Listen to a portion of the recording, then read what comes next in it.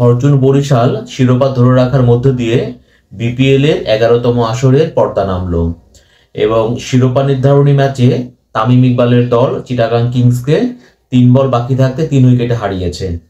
তো এবারের যে বিপিএলটা ছিল, এই বিপিএল এ কিন্তু বলতে হবে সবচেয়ে বড় তারকাই ছিলেন তামিম ইকবাল।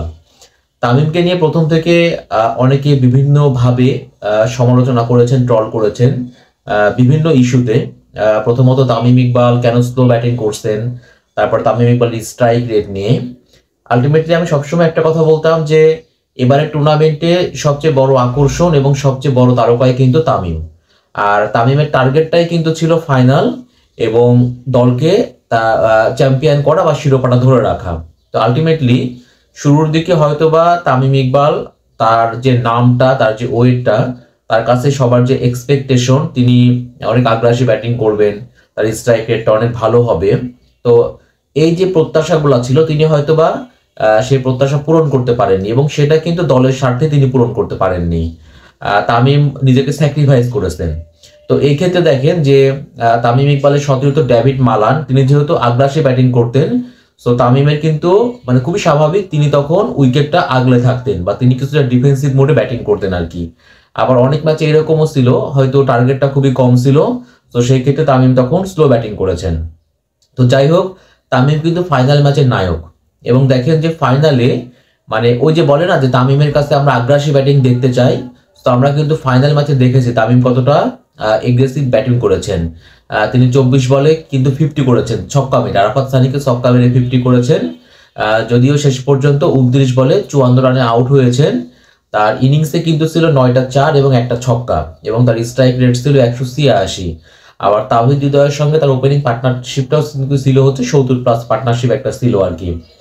তো তামিম যদি ধরেন বড় মাপের ক্রিকেটার না হতেন বা তিনি যদি খারাপই খেলতেন, তাহলে পারে কিন্তু এই টুর্নামেন্টে সর্বাধিক যে রান করা ব্যাটসম্যানের তালিকাটা আছে সেখানে কিন্তু টপ 5-এ তামিম ইকবাল আছেন।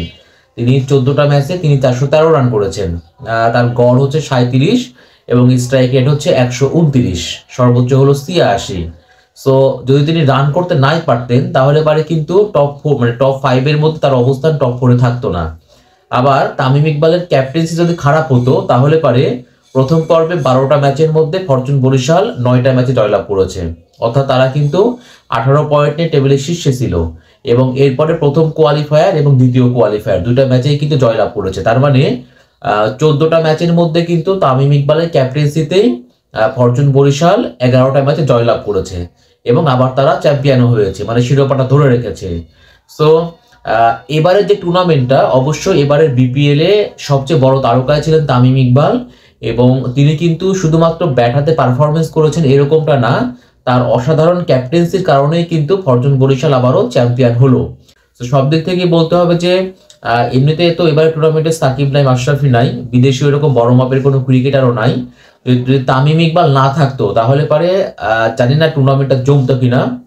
আলটিমেটলি দেখেন তামিমের জন্যই কিন্তু মাঠে প্রচুর দর্শক এসেছিল, প্রচুর টিকিটের চাহিদা ছিল এবং তামিম বললাম তো যে তামিম এত বড় একজন মাপের ব্যাটসম্যান, এত বড় একজন তারকা এবং তিনি যে ক্যাপ্টেন্সিটা এবার করেছেন তিনি কিন্তু সবার সামনে আরো একটা উদাহরণ তৈরি করলেন এবার আর কি।